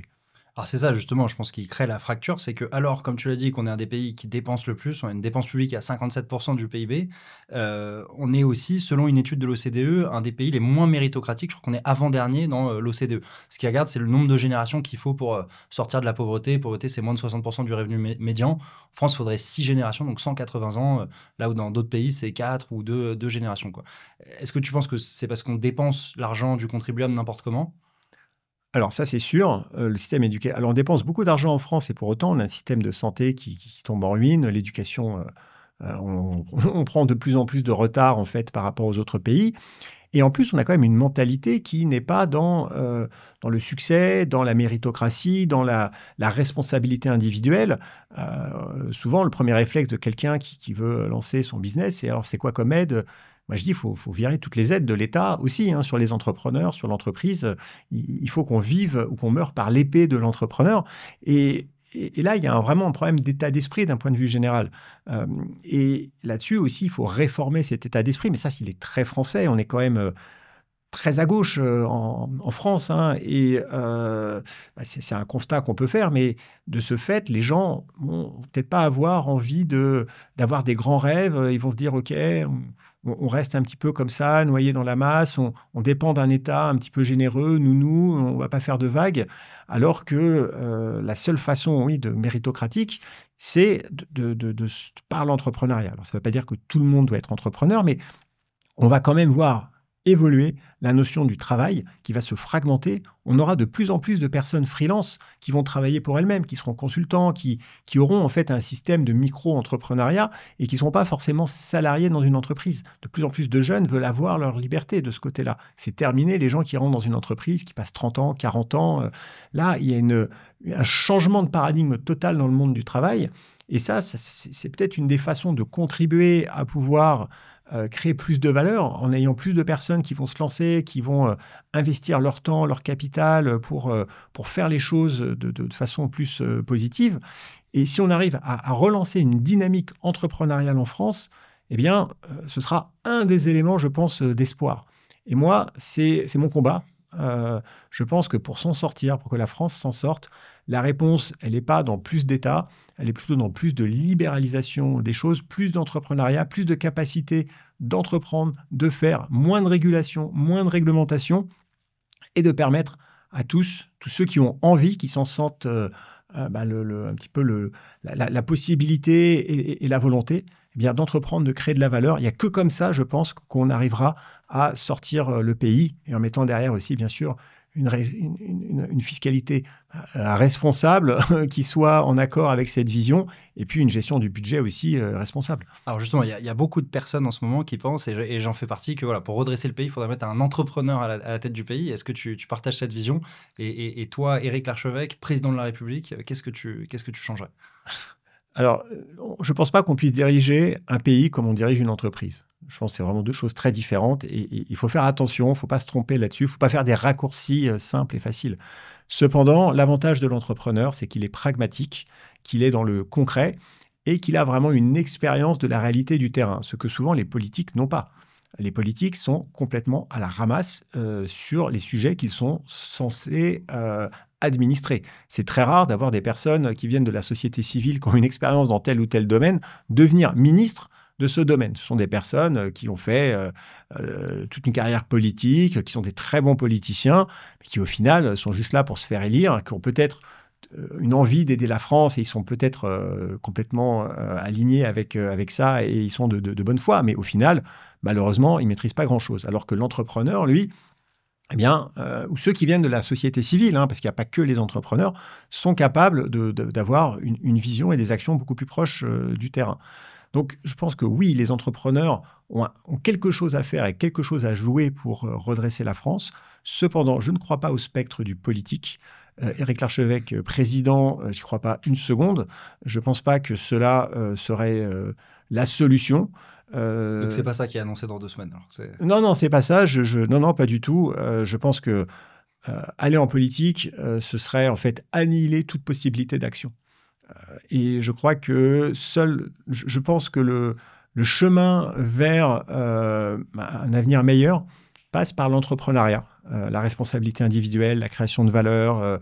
Et je pense que c'est un mouvement qu'on peut initier en France qui peut avoir un impact, mais pour moi, il n'est pas dans la sphère du politique. Donc peut-être que des entrepreneurs qui sont volontaires peuvent aller conseiller des présidents, peuvent aller proposer des choses, etc. Et moi, j'aurais évidemment des propositions à faire. Mais je n'ai pas envie de perdre mon temps à m'essouffler, à aller essayer de porter des propositions comme par exemple une flat tax hyper agressive, une suppression complète de toutes les niches fiscales, une simplification radicale de Bercy. Enfin, voilà, j'ai des choses à défendre. Mais bon, je ne pense pas que ce soit mon rôle d'aller les défendre parce que de toute façon, je ne crois pas une seule seconde que ça passerait. On est encore pas assez dans le ravin pour que les gens se disent « Ok, on a besoin de changer les choses ».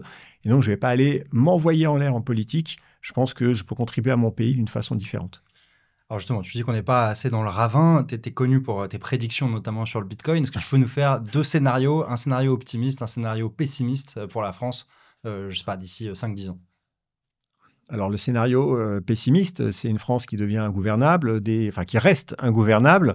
Ce sont en fait des budgets techniques avec des personnes qui administrent. On continue, on repose toutes les réformes, comme les réformes des retraites, etc. On les renvoie dans le futur et on continue de creuser la dette.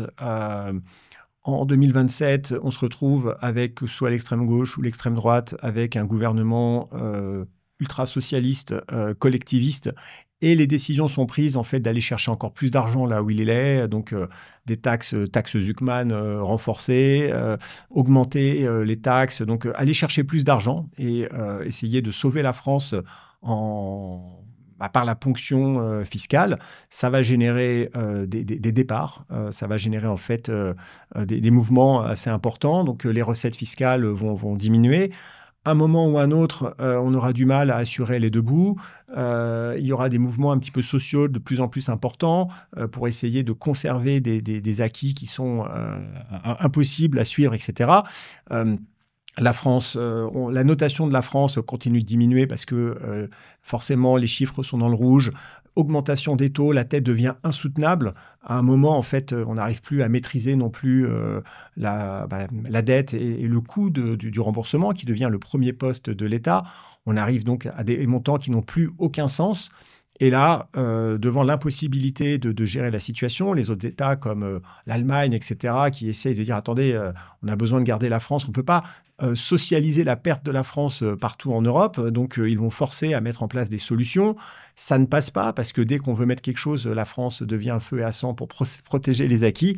Et au final, on se retrouve sous une forme de tutelle du FMI, une forme de tutelle où la France, en fait, en tant que nation, finalement, se trouve diluée et n'existe plus.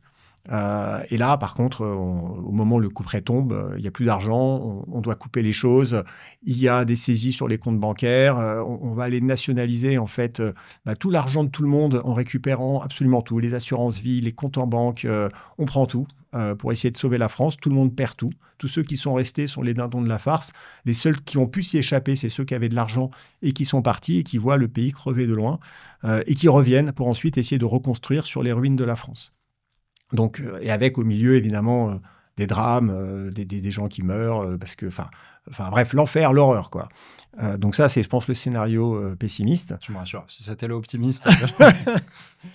Et le scénario optimiste, c'est en 2027, il y a en fait une vague on va dire de compréhension de la situation où les Français se disent « Ok, on a besoin de reprendre la situation en main.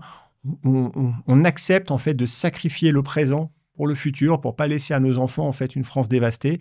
Et donc, on met au pouvoir un candidat ou une candidate qui met en place une solution ultra-libérale basée sur le programme milléiste en Argentine, de couper les dépenses un petit peu partout. Donc, c'est dur, c'est terrible. Il y a évidemment des affrontements en France, les gens descendent dans la rue parce qu'ils veulent protéger leurs acquis. De toute façon, voilà, il y a aussi évidemment des soulèvements.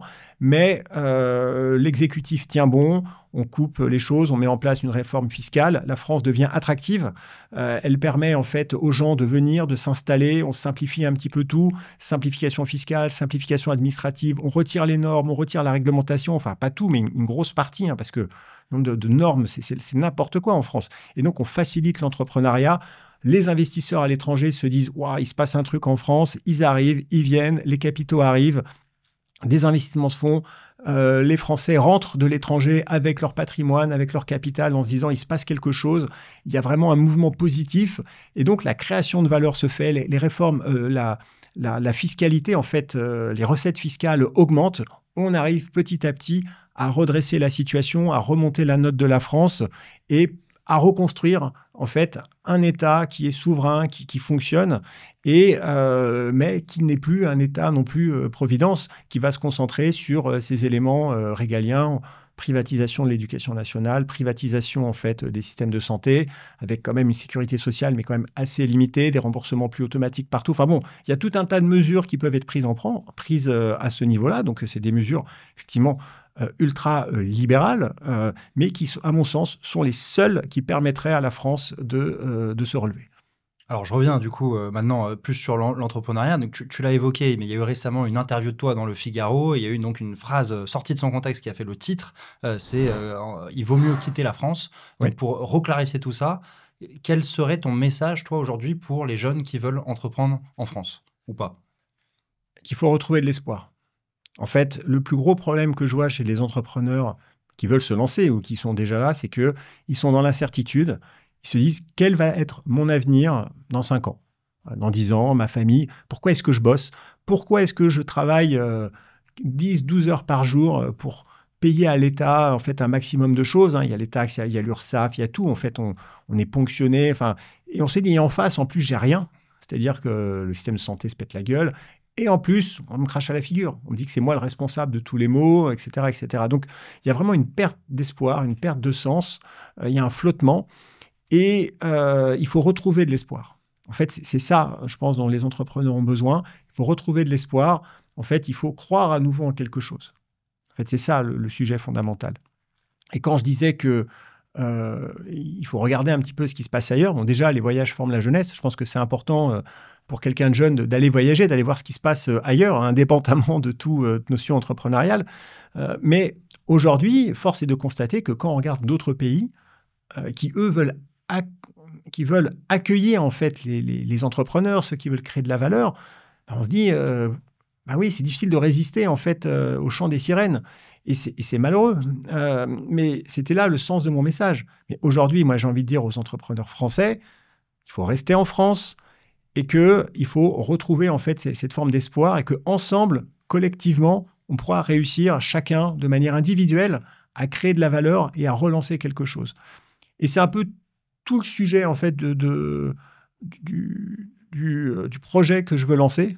Je ne sais pas si j'y arriverai, je ne sais pas si ça va fonctionner, mais en tout cas, mon objectif sera d'envoyer un message d'espoir et de donner un mouvement qui pourra redonner envie. Parce que c'est ça ce qui manque, c'est avoir envie en fait, de redonner cette volonté d'y croire et de dire, OK, je serre les fesses, c'est dur, je dois payer, etc. Mais au moins, je sais qu'à un moment, les choses vont aller mieux. Et dans ce cas, j'accepte de me sacrifier parce que c'est dur hein, d'être entrepreneur, plutôt que de dire, OK, bah, je laisse tomber, je me barre. Parce que ça aussi, c'est quand même la solution qui est là. Et il ne faut pas se mettre la tête sous le sable en se disant, mais non, il ne faut pas dire ça, ça n'existe pas. Non, non, non. Les entrepreneurs sont mobiles. Évidemment, tout le monde ne peut pas partir, hein, parce qu'il y en a qui ont des outils de production, etc. C'est compliqué, mais aujourd'hui, c'est ça, je pense que ce qui manque, c'est un message d'espoir. Et ce que je veux pouvoir donner, c'est ce message d'espoir. C'est vrai qu'il y a un vrai clivage, quoi. C'est-à-dire que d'un côté, il y a ceux effectivement qui se disent la France c'est terminé, je pars à Dubaï, je pars à Bali, voilà. Et d'un autre côté, on sent quand même, tu vois, plein d'initiatives. Tu dis qui veut être mon associé, ça marche de plus en plus. Nous, on a monté notre petite chose unicorn, où pareil, on sent qu'il y a une vraie traction. Il y a des gens qui ont envie d'apprendre des choses, Station F. Enfin, tu vois, il y a quand même des initiatives, ça et là, tu vois, d'incubateurs, de trucs où on sent qu'il y a une énergie. Bien sûr, il y a une énergie entrepreneuriale en France. On voit qu'on a évolué grâce à l'émission comme Qui veut être mon associé. Pardon. Grâce à l'émission Qui veut être mon associé, on a quand même redonné des lettres de noblesse à l'entrepreneuriat, on le démocratise, on explique, et ça, c'est génial. Mais c'est vrai qu'il y a beaucoup d'entrepreneurs qui sont partis en claquant la porte, en disant, mais qu'est-ce que vous m'emmerdez Et c'est vrai que si on regarde froidement, quelqu'un qui bosse, qui est entrepreneur, freelance à son compte, peu importe ce qu'il fait, le fait de partir peut lui faire économiser des centaines de milliers d'euros. Enfin, je veux dire, ce n'est pas juste une vue de l'esprit. Donc, à un moment, il faut aussi voir les choses en face. Et je comprends, en fait, les Français qui disent, mais attendez, j'ai la possibilité de partir, que je travaille ici ou là-bas, c'est exactement la même chose. Bah, si je vais à Dubaï, par exemple, je vais avoir de la sécurité, c'est sympa, il fait beau. En plus, les taxes, j'en paye pas. Donc, 2 ans là-bas, c'est 200 000 euros de plus sur mon compte en banque. Donc, à un moment, il faut être pragmatique. Moi, j'en veux pas aux gens qui partent. Je comprends pourquoi ils partent. Et ça ne sert à rien de leur dire « traître à la nation, machin, venez souffrir avec nous ». Chacun fait ce qu'il veut, chacun est libre. Cependant, évidemment, il serait irresponsable d'envoyer un message de dire « barrez-vous tous ». Non, parce que la France est un beau pays. Moi, je n'ai pas envie de quitter la France. Moi, je veux rester en France. C'est un pays qui est magnifique, avec de belles valeurs. Et il faut qu'on arrive à reconstruire ce pays. Et donc, mon message, clairement, c'est accrochons-nous à ce pays, parce qu'il y a encore de belles choses à faire. On a hâte de voir ce que tu nous prépares, en tout cas pour redonner un message d'espoir à tous les entrepreneurs. Alors, il fallait que je te parle aussi, bien évidemment, un peu de Creator Economy. D'ailleurs, on s'est rencontrés à la Paris Creator Week. Tout à fait. Ce qui se dit en ce moment, tu vois, beaucoup en Silicon Valley, c'est que le problème principal des entrepreneurs, c'est le haut de funnel, quoi. C'est-à-dire faire découvrir leur entreprise et d'avoir le plus possible de personnes qui passent à la boutique. Et forcément, si plein de personnes rentrent dans le magasin, bah, tu arrives à générer des ventes a priori. Est-ce que tu penses qu'on est arrivé dans un monde où le marketing est devenu plus important que le produit dans l'entrepreneuriat? D'une certaine façon, oui. Alors, il y a évidemment des limites à cela, parce que si tu n'as pas un bon produit, tu peux difficilement faire quelque chose sur le long terme. Si par contre, tu n'as pas de marketing, tu ne pourras rien faire. Parce que c'est rare quand même si ça existe, une entreprise où le produit parle pour lui-même. Et moi, ce que je dis souvent aux entrepreneurs, ils travaillent sur un produit, ils disent, voilà, ça y est, j'ai fait 98% en fait du chemin, j'ai un super produit, il fait ceci, il fait cela. Et je leur dis, mais non, attends, pour moi, tu as fait 10% du chemin. Ce qu'il faut que tu réussisses à faire, c'est le vendre. Parce qu'en fait, il n'y a que ça qui compte à la fin pour une entreprise. C'est combien d'argent tu vas faire. Et donc, le marketing, le processus commercial, l'acquisition, la gestion des leads, etc., elle est essentielle. Donc oui, aujourd'hui, un entrepreneur, en fait, ne peut plus juste être un bon technicien. Il y a tellement d'outils aujourd'hui avec l'IA, avec plein de choses qui permettent de prototyper des produits dans tous les sens, que le marketing devient de plus en plus important.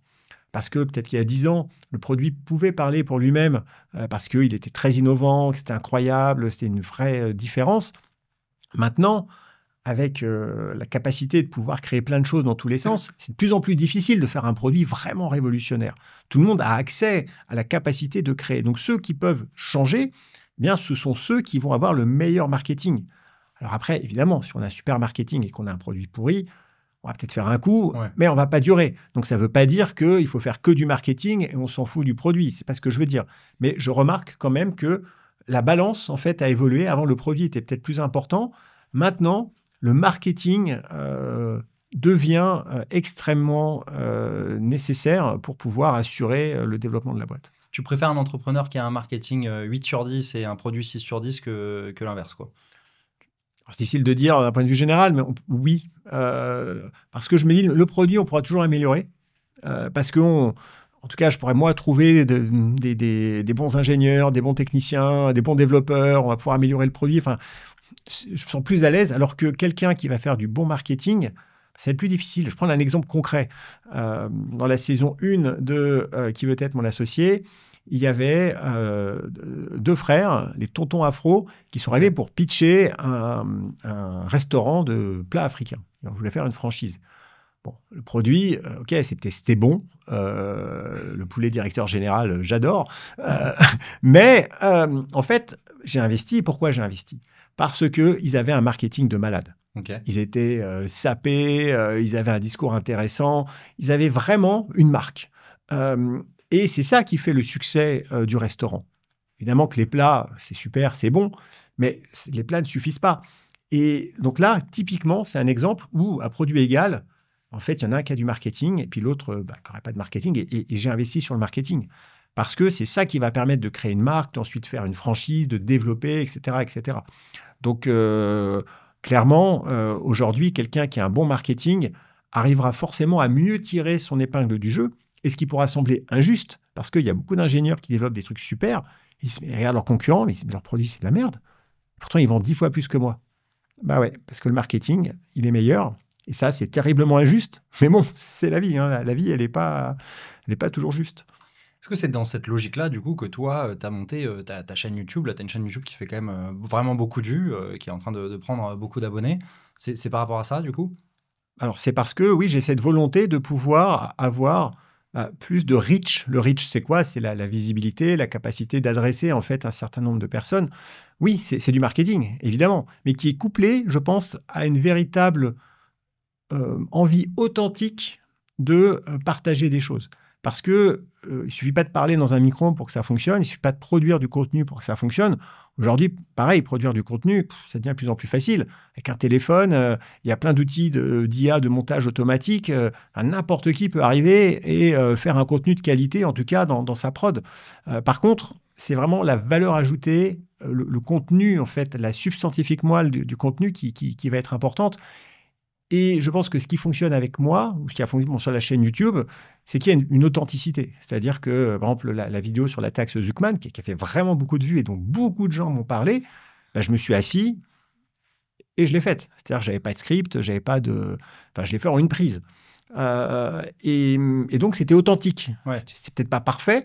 Peut-être que l'articulation du discours n'était pas idéale, mais c'était authentique. Et je pense que on peut augmenter son marketing, on peut avoir des stratégies, mais je pense qu'il faut vraiment rester dans une position authentique et pas se dire, bon, alors, voilà, je vais faire une chaîne YouTube, je vais produire plein de contenu juste pour faire des vues. Parce que ça, je pense que ça ne fonctionne pas.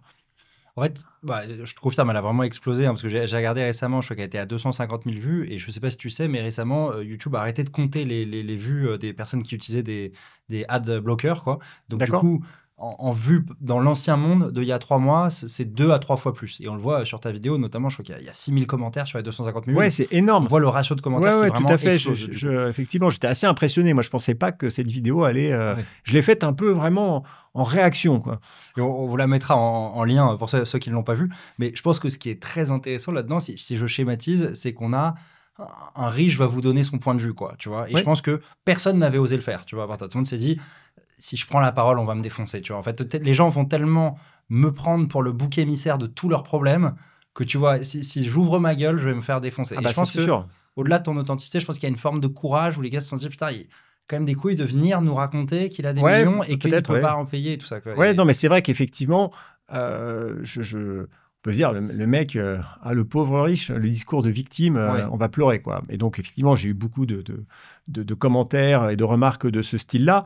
Mais étonnamment, en fait, j'ai eu beaucoup plus, je pense, de commentaires positifs, même de personnes de gauche, on va dire, qui se sont dit, OK, je comprends mieux, en fait. Je comprends la logique de ce que tu dis, et que c'est pas juste, je veux pas payer d'impôts, je suis un bâtard de riche, allez tous crever. Voilà. Donc, mais c'est vrai que oui, prendre la parole quand on est dans les 500, et du reste, j'ai fait quelques vidéos, il y en aura d'autres un peu sur le même sujet, je l'ai appelé les 500, la playlist, parce que je me suis dit, tiens, c'est marrant d'avoir quelqu'un qui est dans cette liste qui prend la parole, parce que tous ceux que je connais qui sont dans la liste, ils veulent en sortir. C'est-à-dire que ils sont dégoûtés dans la liste des 500 challenge. En fait, oui, j'ai des amis, ils sont rentrés dedans parce qu'ils se sont fait rattraper par la patrouille, mais ils sont dégoûtés parce qu'ils se disent, en fait, ils veulent vivre cachés, en fait, parce qu'ils savent très bien qu'à partir du moment où ils sont visibles, en fait, c'est que des sauts de merde que tu te prends. Et Bernard Arnault, mais il en peut plus. En fait, il voit quand tu vois en fait ton effigie brûlée dans la rue. Et que les gens disent qu'en gros, tout est de la faute de Bernard Arnault. Et quand tu es Bernard Arnault, et tu te dis, mais j'ai créé combien d'emplois? J'ai aidé la France à rayonner. Je paye en fait des salaires incroyables. Je paye des impôts de ma boule. Et je me fais chier dessus, quoi. Mais je comprends même... Et je pense qu'il a 2 doigts de se dire, mais allez tous vous faire foutre, je me barre. Parce qu'à un moment, psychologiquement, même si on se dit, OK, c'est pas grave, machin, je m'en fous, c'est difficile. Et j'imagine la charge mentale qu'il doit avoir, parce que c'est un être humain. Et lui, il essaie de créer de la valeur, il essaye de créer quelque chose, de construire. Puis il a plutôt bien réussi. Et si finalement, à chaque fois qu'on parle de lui dans la presse, c'est pour traîner son nom dans la boue, brûler des effigies de lui, bon, voilà. Et donc, personne ne veut être dans cette liste. Parce que forcément, c'est OK, on se dit, OK, j'ai un statut, je suis dans la liste des 500. Mais au final, franchement, c'est que des emmerdes. Ouais. C'est contrôle fiscal, c'est avoir son blaze, se retrouver sale riche, etc. Enfin... T'as des contrôles fiscaux tout le temps, pas tout le temps, parce qu'ils ne peuvent pas le faire plus qu'il y a une limite. Hein. Okay. Mais bien sûr, évidemment. Et je pense que je vais m'en taper un énorme, là. J'ai ouvert ma gueule, je pense qu'il y en a, il te va venir, l'archevêque, tu vas voir, tu paies rien pour tu veux transformer Bercy en salle des fêtes, tu vas voir, on va te retrouver. Donc bon, OK, qu'ils viennent, il n'y a pas de souci, c'est normal, c'est le jeu. C'est le domaine de l'archevêque qu'on va transformer en salle des fêtes. Ouais, c'est ça, exactement, tout à fait. Ouais. Donc bon, c'est de bonne guerre. OK. Alors, pour que les gens se rendent compte un peu, parce que c'est vrai que tu as quand même une très très forte notoriété, notamment avec la télévision. Je vais sur LinkedIn, tu as plus de 400 000 abonnés. Oui. Donc, tout quotidien, ça ressemble à quoi? Est-ce que tu es tout le temps en casquette comme ça, baissé complètement? Est-ce que tu as peur? En plus, il y a le côté, comme tu as pas mal de ton argent en crypto, et les cryptos, c'est décentralisé, donc on peut plus facilement exiger des rançons. Enfin, comment est-ce que tu arrives à gérer la notoriété, la sécurité, tout ça, quoi? Alors, c'est un vrai sujet, parce qu'effectivement, tout l'écosystème crypto, à un moment, il y a eu quand même une psychose, avec beaucoup d'enlèvements. Mon associé David a été enlevé. Enfin, bon, bref, effectivement, j'ai vécu ça d'assez près. Et donc, oui, on met en place en fait de la sécurité rapprochée, on met en place des solutions parce que surtout quand ça touche sa famille, soit à la mise on dit bon je m'en fous, mais quand ça touche, quand on se dit ses enfants sont en danger, sa femme est en danger, là forcément on prend pas de risque. Et donc le quotidien il change. Après, en dehors de ce point-là, moi en fait, moi je prends le métro. Ah ouais. Sans Bah, casquette, sans rien comme ça, là, tu prends le métro. ouais. Et mais tu vois des regards, des choses, non? J'en sais rien. Alors, je ne suis pas non plus à regarder autour de moi et dire vous voyez, Ok. oui, c'est moi, Éric Larchevêque. Ok. Non.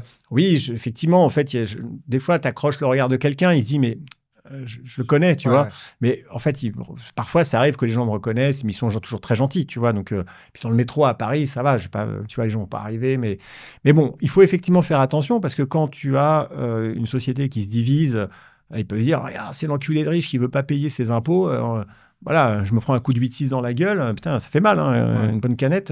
Donc, je veux dire, faut faire attention. Mais pour autant, moi, je suis quelqu'un de simple. Moi, le métro, j'adore. J'ai pas envie d'avoir un chauffeur. Je veux dire, moi, effectivement, c'est la liberté de pouvoir aller faire mes courses. J'adore, tu vois. Ouais, ok. Donc, non, je reste simple. Après, effectivement, j'ai mon domaine, c'est un grand domaine. Oui, c'est blindé, sécurisé, il y a des gardes, parce que bon, il ne faut pas déconner, parce que je ne suis pas seul, il y a ma famille.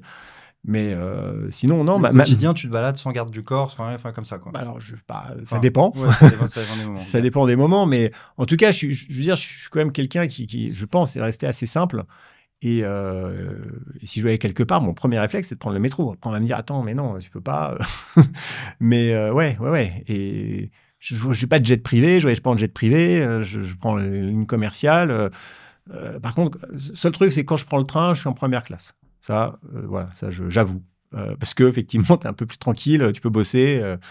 Voilà. Ouais, le train, le rapport de prix entre la première et la seconde, souvent il n'est pas énorme. Mais bon, là, j'avoue, c'est. Okay. Je voyage jamais en seconde, j'avoue. Il y avait une question aussi de la communauté quand j'ai proposé ton interview, c'est qu'ils disaient qu'ils étaient étonnés que tu ne puisses pas payer ta sécurité, ton garde du corps sur la boîte. C'est des dépenses que tu dois avoir vraiment. Tout à fait, j'ai payé en personnel, ouais. Ok. Pourquoi tu peux pas justifier que c'est quand même un problème pour la boîte si elle perd son CEO ou si... Oui, non, mais effectivement, mais non, parce qu'en fait, moi, c'est pas moi que je protège, c'est ma famille. D'accord. Alors, je me protège aussi, mais c'est surtout ma famille, et c'est ça qui coûte cher.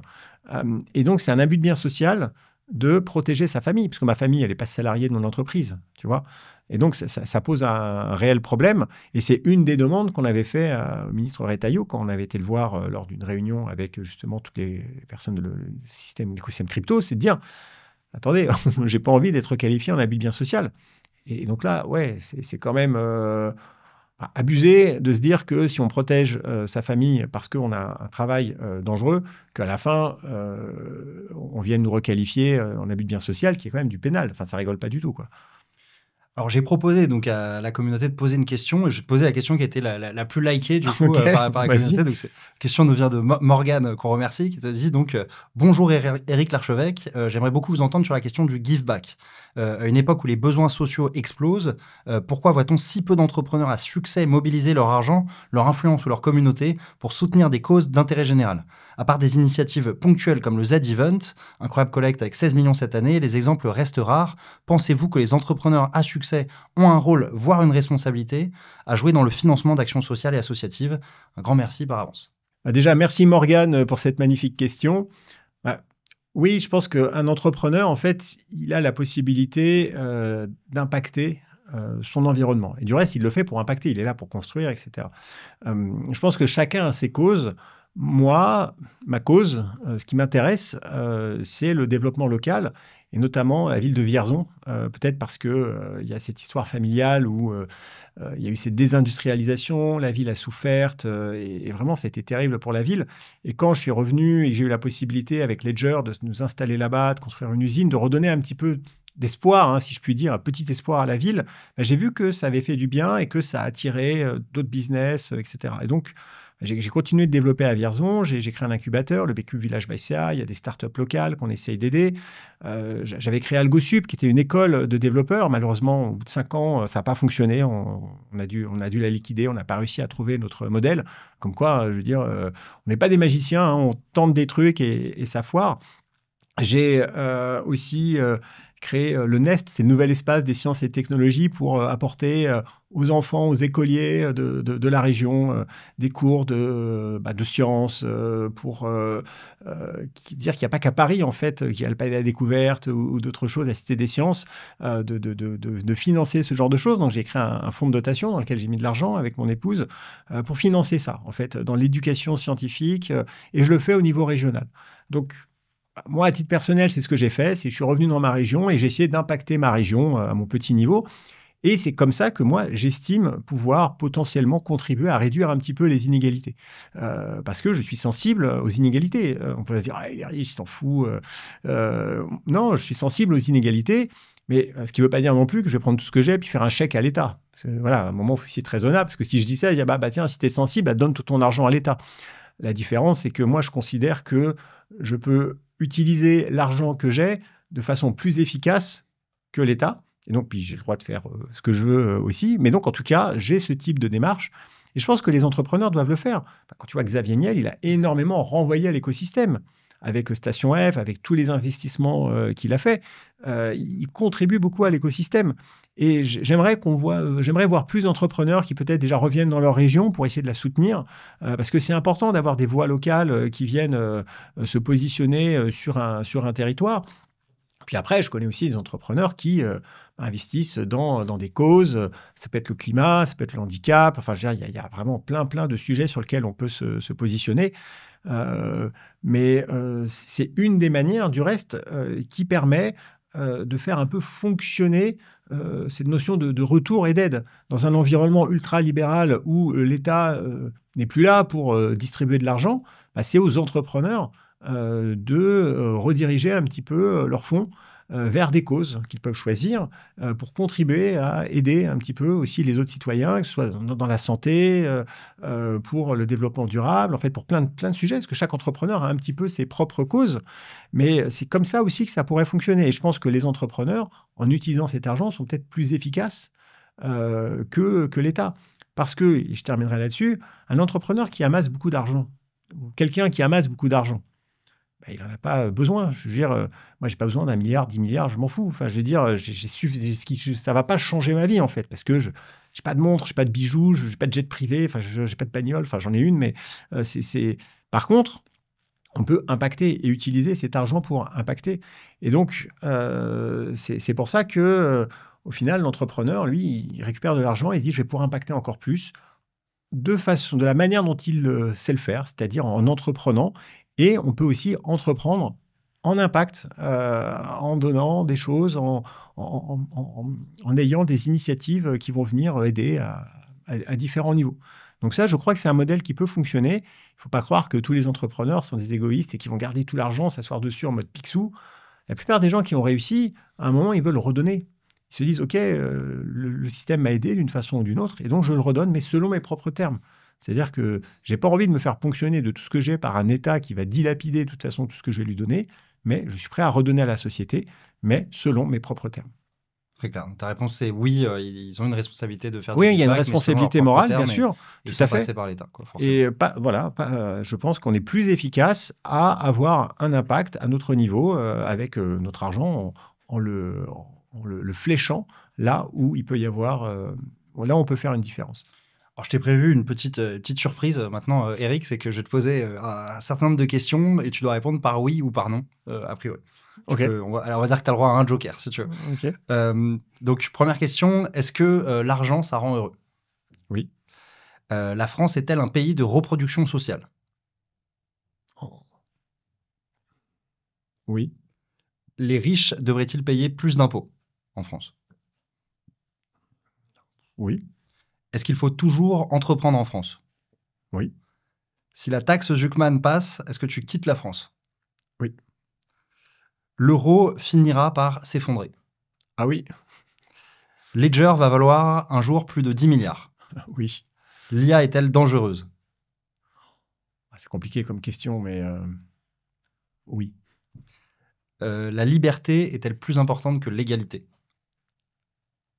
Ah oui. La France est en déclin. Oui. Le Bitcoin va un jour dépasser les 1 million de dollars. Oui. La France peut redevenir une puissance mondiale. Oui, Et est-ce que tu t'estimes chanceux? oui. Donc, c'était que des oui? Bah, j'ai l'impression. Ok, bon, très bien. En Bah, fait, écoute, ouais, tout à fait. je demanderai à l'auteur de ne pas faire des questions. Ah, exactement, mais c'est sûr, mais Je crois que j'ai mal expliqué à l'auteur. Je dis que ça doit être oui ou non la réponse. ouais, Il a dû entendre que le que début de des la phrase. oui. Alors bon, après, c'est vrai que certaines réponses méritent un peu de nuance, mais bon, voilà, je suis un peu coincé, j'ai joué le jeu. Mais notamment sur la réponse, les gens riches devraient-ils payer plus de taxes? Je pense que oui, pas forcément en pourcentage, mais en volume. C'est-à-dire, à la fin, si l'impôt est bien fait, en fait, les riches vont rapatrier du capital, vont le faire tourner, vont faire plein de trucs, vont se faire plaisir, se le distribuer, et donc générer plus de recettes fiscales. Ce n'est pas une question de pourcentage, c'est une question de volume, de montant. Et je pense qu'il ne faut pas confondre les deux, et c'est ça le problème. On reste bloqué au niveau d'inégalité. Le pourcentage, c'est pas le même, il devrait payer plus de pourcentage, mais à la fin, le montant est incommensurablement plus élevé. Il y a des gens sur Twitter qui disent qu'ils payent plus d'impôts que moi, parce qu'ils se disent que forcément, ils ont un impôt avec le travail, etc., qui est plus élevé au capital. Et moi, j'ai payé des dizaines de millions d'impôts. Et donc, c'est pour ça que la réponse n'est pas aussi simple que ça. Ouais, ça, c'est intéressant comme réponse. Ce que tu dis, c'est que si on ne contraint pas forcément les gens à payer plus d'impôts voilà, dès le début, finalement, peut-être qu'avec moins de contraintes, ils vont se retrouver à en payer plus de leur plein gré. Quoi, Bah oui, si tu baisses en fait le pourcentage, on est attaché au pourcentage. En disant, il y a le pourcentage, il est trop bas. Et moi, je dis, si on baisse le pourcentage, bah, c'est très clair. Si au lieu d'avoir, je sais pas, 33% de flat tax, c'était 20%, mais je me dirais, bah, tiens, je me fais plaisir, je vais vendre quelque chose. Et après, bah, je sais pas, je vais m'acheter un truc ou je vais réinvestir ou je vais faire quelque chose avec. Là, en fait, je prends mon exemple, mais c'est pas forcément le plus légitime, mais plus tu sais que tu vas payer de taxes, tu te dis, bah, je vais pas m'emmerder, je vais le laisser dans ma holding. Je vais le réinvestir dans un machin fiscalement bidule parce que j'ai pas envie, ça me fait chier de payer un tiers. C'est psychologique. Alors que si tu dis c'est 15% par exemple, il va dire bah super, allez, je me distribue, puis je sais pas, je vais partir en voyage, je vais faire des machins. C'est humain. À un moment, il faut juste penser de façon finalement plus simple par rapport à ça. Et peut-être que le pourcentage, il est plus bas, mais le montant va être largement supérieur. Et c'est ça qui compte. C'est pour ça qu'il ne faut pas raisonner en égalité, inégalité. Enfin, et le fait de vouloir que tout le monde soit égaux, catastrophe. Je veux dire, c'est pas ça la vie. On est tous différents. En plus, en même temps, on dit qu'on a tous des différences et que c'est notre richesse. Bah, super. Dans ce cas, on ne peut pas être tous égaux. Il faut arrêter de vouloir être dans l'égalité la plus stricte. On doit avoir peut-être une sorte d'équité devant l'impôt, devant l'éducation, etc. Mais on ne faut pas aller chercher l'égalité. Donc, pour moi, il y a une vraie différence entre l'équité et l'égalité. Alors, j'ai une question rituelle pour toi maintenant, c'est qu'est-ce que tu conseillerais à celui qui nous écoute et qui se reconnaît dans ton profil? Donc, qu'est-ce que tu aurais voulu qu'on te conseille à toi, Eric, quand tu avais 20, 30 ans et que tu étais au début de tes aventures? De passer à l'action. C'est-à-dire, faut arrêter de penser aux conséquences de l'échec possible. En fait, l'échec, c'est pas le pire. Le pire, c'est la peur de l'échec. Et ça, c'est valable pour tout. C'est pas seulement dans l'entrepreneuriat, c'est aussi dans investir, épargner, faire des choses. C'est aussi dans ses projets personnels. Il y a plein de gens qui ne passent pas à l'action parce qu'ils n'osent pas, parce qu'ils ont le syndrome de l'imposteur, parce qu'ils sont bloqués. Et qu'est-ce qui se passe si j'échoue? On va me regarder, je serai ridicule. J'ose même pas parler à cette fille, ou j'ose même pas parler à ce garçon, ou j'ose pas dire en fait que mon rêve c'est de faire ceci. J'ose pas dire à mes parents que en fait je veux devenir artiste, je sais pas quoi. Non, il faut passer à l'action en fait. Ne pas passer à l'action, c'est générer des regrets éternels. Et donc, vraiment, le conseil, c'est ça. À un moment, il faut arrêter de réfléchir, il faut arrêter d'intellectualiser les choses, il faut être pragmatique, il faut passer à l'action. Eric, merci beaucoup. Merci à vous si vous êtes encore là. C'était donc Métier de rêve. Chaque samedi, on essaie de présenter des personnalités au parcours inspirant et de rendre plus accessibles les parcours exceptionnels comme le tien, Eric. Voilà, si vous aimez le contenu, n'hésitez pas à vous abonner et à commenter pour soutenir la chaîne. Merci beaucoup. Merci.